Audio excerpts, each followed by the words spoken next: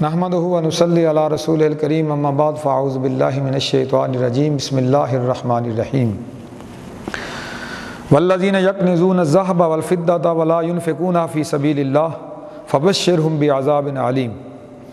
صدق اللہ العظیم و صدق رسولہ النبی الکریم الامین۔ الصلاۃ والسلام علیک یا سیدی یا رحمۃ للعالمین وعلی آلک و صحابک یا سیدی یا خاتم النبیین۔ محترم ناظرین، اللہ تعالیٰ کی حمد و ثنا، نبی رحمت صلی اللہ علیہ وآلہ وسلم کی بارگاہ میں درود و سلام کا نذرانہ پیش کرنے کے بعد زکوٰۃ ادا نہ کرنے کے نقصانات کیا ہیں؟ قرآن پاک کی آیت کریمہ میں نے آپ کے سامنے تلاوت کرنے کی سعادت حاصل کی۔ اللہ تعالیٰ اس میں فرماتا ہے والذین یکنزون الذہب والفضہ، جو لوگ سونا اور چاندی جمع کرتے ہیں، ولا ينفقونها فی سبیل اللہ، اور اس کو اللہ کے رستے میں خرچ نہیں کرتے، فبشرہم بعذاب علیم، انہیں دردناک عذاب کی خوشخبری دے دیجئے۔ جو بندے اللہ کی راہ میں مال خرچ نہیں کرتے، زکوٰۃ ادا نہیں کرتے، ان کے لیے دردناک عذاب ہے۔ یہ اللہ کا قرآن بیان فرما رہا ہے، اور وہ کس انداز میں عذاب دیا جائے گا اس کی وضاحت بھی آگے اگلی آیت میں آ رہی ہے۔ فرمایا یوم یحمى علیہ فی نار جہنم فتکوی بہا جباہم وجنوبہم وظہورہم ھذا ما کنزتم لانفسکم فذوقوا ما کنتم تکنزون۔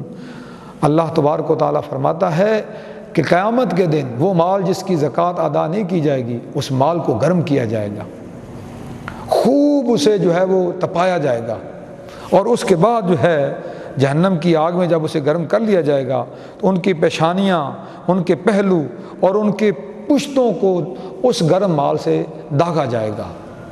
اور اللہ تعالیٰ ارشاد فرماتا ہے کہ ھذا ما کنزتم، یہ فرمایا جائے گا کہ یہی مال ہے جو تم نے اپنے لیے جمع کیا تھا، فذوقوا ما کنتم تکنزون، بس اس کا مزہ چکھو جو تم جمع کرتے تھے۔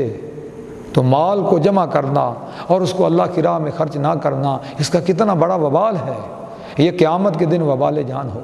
ایک حدیث پاک میں رسول اللہ صلی اللہ تعالیٰ علیہ وآلہ وسلم نے یوں ارشاد فرمایا کہ جس کو اللہ تعالیٰ مال دے اور وہ اس کی زکوٰۃ ادا نہ کرے تو قیامت کے دن وہ مال گنجے سانپ کی شکل میں آئے گا، اور وہ سانپ اس کے گلے میں توق بنا کے ڈالا جائے گا، اور پھر اس کی بانچھیں پکڑے گا اور کہے گا میں تیرا مال ہوں، میں تیرا خزانہ ہوں۔ نبی رحمت صلی اللہ تعالی علیہ وسلم نے پھر آیت کریمہ ولا یحسبن الذین یبخلون، اس کی تلاوت فرمائی۔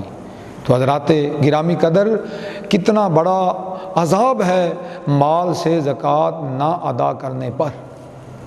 یہی وجہ ہے کہ حضرت سیدنا صدیق اکبر رضی اللہ تعالیٰ عنہ کے دور خلافت میں جب لوگوں نے زکوٰۃ دینے سے انکار کیا تو آپ نے ان سے لڑنے کا ارادہ فرمایا۔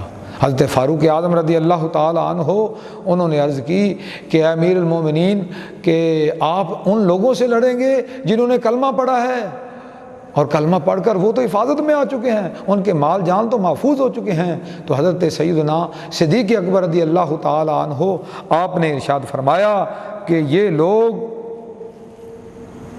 بکری کا بچہ جو زکوٰۃ میں دیتے تھے، جب تک وہ بھی نہیں دیں گے مجھے تو میں اس وقت تک ان سے لڑائی کروں گا، ان سے جنگ کروں گا کہ یہ زکوٰۃ کے منکر ہیں۔ اور آپ نے یہ بات قسم اٹھا کر ارشاد فرمائی۔ لہٰذا اس سے پتہ چلتا ہے کہ زکوٰۃ کی ادائیگی کتنی اہمیت رکھتی ہے۔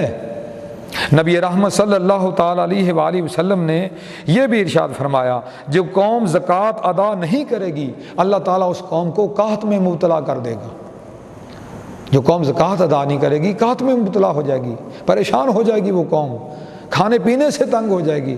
لہٰذا ہمیں چاہیے کہ ہم اللہ کے راستے میں اللہ تعالیٰ کے مقرر کیے ہوئے طریقے کے مطابق صدقہ خیرات کرتے رہیں، زکوٰۃ ادا کرتے رہیں۔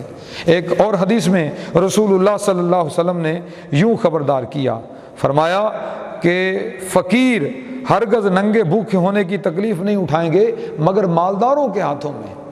یعنی فقیر اگر بے لباس ہوگا، فقیر اگر بھوکا ہوگا تو اس کی وجہ یہ ہوگی کہ مالدار اس فقیر کا حق اس کو نہیں دے رہے ہوں گے، اس کو لباس نہیں پہنا رہے ہوں گے، اس کو کھانا نہیں کھلا رہے ہوں گے۔ نبی اکرم صلی اللہ تعالیٰ علیہ وآلہ وسلم نے یہ بھی ارشاد فرمایا کہ ایسے مالداروں سے اللہ تعالیٰ سخت حساب لے گا اور انہیں دردناک عذاب دے گا۔ اسی طرح نبی رحمت صلی اللہ تعالی وسلم نے یہ بھی ارشاد فرمایا کہ قیامت کا جب دن ہوگا تو محتاج عرض کریں گے یا اللہ ان مالداروں پر جو تو نے ہمارے حقوق فرض کیے تھے، انہوں نے وہ حقوق ادا نہ کیے، وہ حقوق انہوں نے ادا نہ کیے۔ اللہ تعالیٰ فرمائے گا مجھے قسم ہے اپنی عزت و جلال کی، میں تمہیں اپنا قرب عطا کروں گا اور انہیں میں اپنی ذات سے دور رکھوں گا۔ ان فقیروں کو، ان غریبوں کو، ان مسکینوں کو اللہ تعالیٰ اپنے قریب رکھے گا قیامت کے دن، اور جو لوگ زکوٰۃ ادا نہیں کرتے ان کو اللہ تعالیٰ اپنی بارگاہ سے دور کر دے گا۔ یہ کتنی بڑی بد نصیبی ہے اس بندے کی کہ جو خدا تعالیٰ کی بارگاہ سے قیامت کے دن دور کر دیا جائے۔ لہٰذا مسلمانوں زکوٰۃ ادا کرو، اپنے مالوں کو محفوظ کرو اور غریبوں کی بد دعاؤں سے بچو۔ یاد رکھو 1,00,000 میں سے 2,500 روپیہ آپ نے زکوٰۃ جو ہے وہ ادا کرنی ہے۔ اگر آپ یاد رکھیں 97,500 روپے سے اگر آپ کا پیٹ نہیں بھرتا تو پھر اس میں 2,500 آپ اور شامل کر لیں تو 1,00,000 سے بھی آپ کا پیٹ نہیں بھرے گا۔ لیکن یہ مال جو زکوٰۃ کا آپ نے اپنے مال کے اندر شامل رکھا ہے، اس مال کی وجہ سے باقی مال جو ہے وہ ہلاک ہو جائے گا، تباہ ہوگا اور وہ بھی ناپاک ہو جائے گا۔ مال پاکیزہ اس وقت ہوتا ہے جب اس کی زکوٰۃ ادا کی جاتی ہے تو مال پاکیزہ ہوتا ہے۔ مال پاکیزہ ہوتا ہے تو بندے کی غذا پاکیزہ ہوتی ہے، غذا پاکیزہ ہوتی ہے تو پھر بندے کی سوچ پاکیزہ ہوتی ہے، سوچ پاکیزہ ہوتی ہے تو بندے کا کردار پاکیزہ ہوتا ہے، بندے کا کردار پاکیزہ ہوتا ہے تو بندہ متقی بنتا ہے، اور جب بندہ متقی بنتا ہے تو پھر اللہ تبارک و تعالیٰ اپنے من پسند بندوں کی فہرست میں اس بندے کا نام شامل کر لیتا ہے۔ اللہ تعالیٰ ہمیں متقی بننے کی توفیق عطا فرمائے، آمین ثم آمین۔